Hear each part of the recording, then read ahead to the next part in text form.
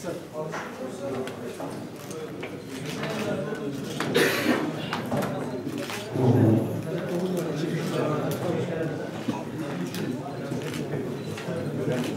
Bey'i kutluyoruz.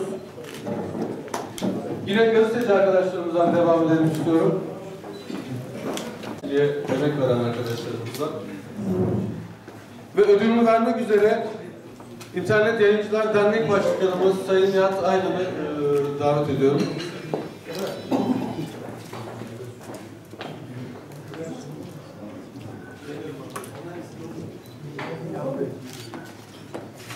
Şimdi sadece günlerimiz Ağrı'dan ibaret değil biliyorsunuz.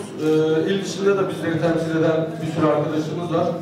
İl dışında da yine Ağrı...